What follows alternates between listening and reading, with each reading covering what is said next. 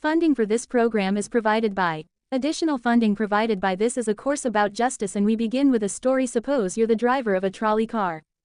And your trolley car is hurtling down the track at 60 miles an hour, and at the end of the track you notice 5 workers working on the track. You tried to stop but you can't, your brakes don't work. You feel desperate because you know that if you crash into these 5 workers they will all die. Let's assume you know that for sure. And so you feel helpless until you notice that there is off to the right a side track. At the end of that track there's one worker working on track. Your steering wheel works so you can turn the trolley car if you want to onto this side track, killing the one but sparing the 5. Here's our first question: what's the right thing to do? What would you do? Let's take a poll. How many would turn the trolley car onto the side track? How many wouldn't? How many would go straight ahead? Keep your hands up, those of you who'd go straight ahead. A handful of people would. The vast majority would turn. Let's hear first. Now we need to begin to investigate the reasons why you think it's the right thing to do.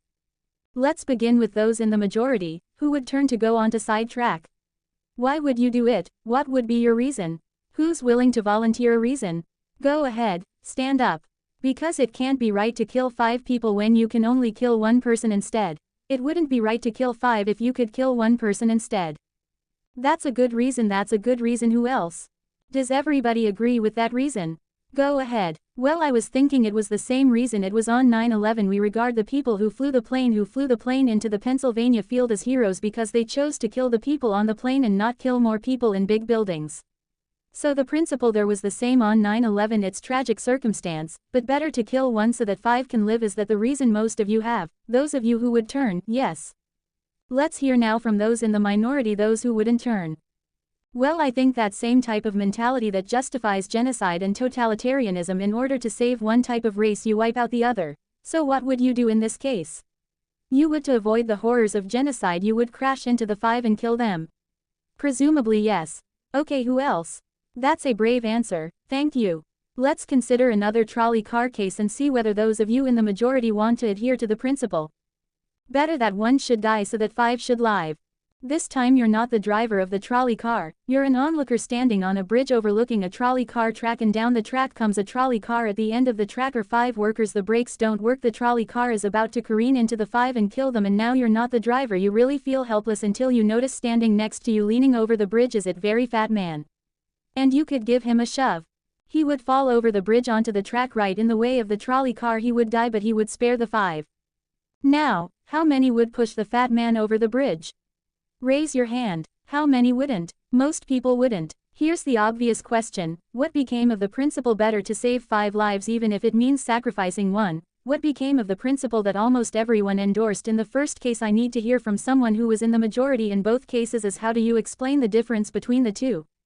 The second one, I guess, involves an active choice of pushing a person and down, which I guess that person himself would otherwise not have been involved in the situation at all, and so to choose on his behalf, I guess, to involve him in something that he otherwise would have. This escaped is, I guess, more than what you have in the first case, where the 3 parties, the driver and the 2 sets of workers, are already, I guess, in this situation. But the guy working, the one on the track off to the side, he didn't choose to sacrifice his life any more than the fat guy did he? That's true, but he was on the tracks. This guy was on the bridge. Go ahead, you can come back if you want. Alright, it's a hard question, but you did well, you did very well. It's a hard question. Who else can find a way of reconciling the reaction of the majority in these 2 cases? Yes, well, I guess in the first case where you have the 1 worker and the 5, it's a choice between those 2, and you have to make a certain choice, and people are going to die because of the trolley car. Not necessarily because of your direct actions. The trolley car is a runway thing, and you need to make in a split-second choice, whereas pushing the fat man over is an actual act of murder on your part. You have control over that, whereas you may not have control over the trolley car. So I think that it's a slightly different situation. Alright, who has a reply? Is that, who has a reply to that? No, that was good. Who has a way? Who wants to reply? Is that a way out of this? I don't think that's a very good reason, because you choose. Either way, you have to choose who dies, because you either choose to turn and kill a person, which is an active conscious thought to turn, or you choose to push the fat man over, which is also an active conscious action. So either way you're making a choice. Do you want to reply? Well, I'm not really sure that that's the case. It just still seems kind of different. The act of actually pushing someone over onto the tracks and killing them, you are actually killing him yourself. You're pushing him with your own hands. You're pushing in. That's different than steering something that is going to cause death into another. You know it doesn't really sound right saying it now when I'm up here. No, that's good. What's your name? Andrew. Andrew, and let me ask you this question, Andrew. Suppose standing on the bridge next to the fat man, I didn't have to push him. Suppose he was standing over a trapdoor that I could open by turning a steering wheel like that, would you turn it? For some reason that still just seems more wrong. I mean, maybe if you just accidentally leaned into this steering wheel or something like that. Or say that the car is hurtling towards a switch that will drop the trap, then I could agree with that.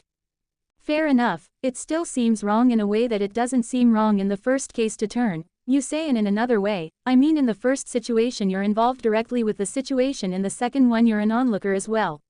So you have the choice of becoming involved or not by pushing the fat man. Let's forget for the moment about this case. That's good, but let's imagine a different case. This time you're doctor in an emergency room. And 6 patients come to you. They've been in a terrible trolley car wreck. 5 of them sustained moderate injuries. 1 is severely injured. You could spend all day caring for the 1 severely injured victim, but in that time the 5 would die, or you could look after the 5, restore them to health, but during that time the 1 severely injured person would die.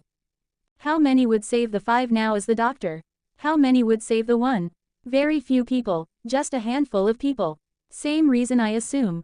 1 life versus 5. Now consider another doctor case. This time you're a transplant surgeon and you have 5 patients, each in desperate need of an organ transplant in order to survive. On needs a heart, 1 a lung, 1 a kidney, 1 a liver, and the 5th a pancreas. And you have no organ donors. You are about to see them die, and then it occurs to you that in the next room there's a healthy guy who came in for a checkup, and he is you like that, and he's taking a nap. You could go in very quietly. Yank out the 5 organs. That person would die, but you can save the 5. How many would do it? Anyone. How many? Put your hands up if you would do it. Anyone in the balcony? You would. Be careful, don't lean over too much. How many wouldn't? All right. What do you say? Speak up in the balcony, you who would yank out the organs. Why?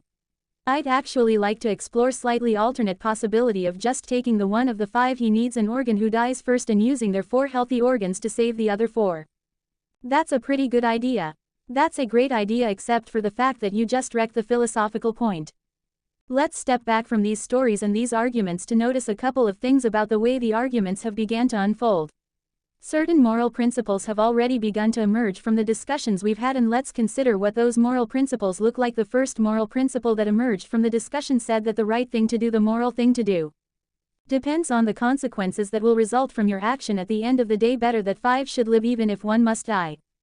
That's an example of consequentialist moral reasoning. Consequentialist moral reasoning locates morality in the consequences of an act, in the state of the world that will result from the thing you do. But then we went a little further, we considered those other cases, and people weren't so sure about consequentialist moral reasoning when people hesitated to push the fat man over the bridge or to yank out the organs of the innocent patient. People gestured towards reasons having to do with the intrinsic quality of the act itself. Consequences be what they may. People were reluctant. People thought it was just wrong, categorically wrong, to kill a person, an innocent person, even for the sake of saving 5 lives. At least these people thought that in the second version of each story we reconsidered. So this points a second categorical way of thinking about moral reasoning. Categorical moral reasoning locates morality in certain absolute moral requirements, in certain categorical duties and rights regardless of the consequences. We're going to explore in the days and weeks to come the contrast between consequentialist and categorical moral principles. The most influential example of consequential moral reasoning is utilitarianism, a doctrine invented by Jeremy Bentham, the 18th century English political philosopher. The most important philosopher of categorical moral reasoning is the 18th century German philosopher Immanuel Kant. So we will look at those 2 different modes of moral reasoning, assess them, and also consider others. If you look at the syllabus, you'll notice that we read a number of great and famous books. Books by Aristotle, John Locke, Immanuel Kant, John Stuart Mill, and others. You'll notice too from the syllabus that we don't only read these books, we also all take up contemporary political and legal controversies that raise philosophical questions. We will debate equality and inequality, affirmative action, free speech versus hate speech, same-sex marriage, military conscription, a range of practical questions. Why not just to enliven these abstract and distant books, but to make clear, to bring out what's at stake in our everyday lives, including our political lives, for philosophy. So we will read these books and we will debate these issues, and we'll see how each informs and illuminates the other. This may sound appealing enough, but here I have to issue a warning. And the warning is this: to read these books in this way, as an exercise in self-knowledge, to read them in this way carries certain risks that are both personal and political, risks that every student of political philosophy have known. These risks spring from that fact that philosophy teaches us and unsettles us by confronting us with what we already know. There's an irony: the difficulty of this course consists in the fact that it teaches what you already know. It works by taking what we know from familiar unquestioned settings and making it strange. That's how those examples worked the hypotheticals with which we began, with their mix of playfulness and sobriety. It's also how these philosophical books work. Philosophy estranges us from the familiar not by supplying new information but by inviting and provoking a new way of seeing. But, and here's the risk, once the familiar turns strange, it's never quite the same again. Self-knowledge is like lost innocence. However unsettling you find it,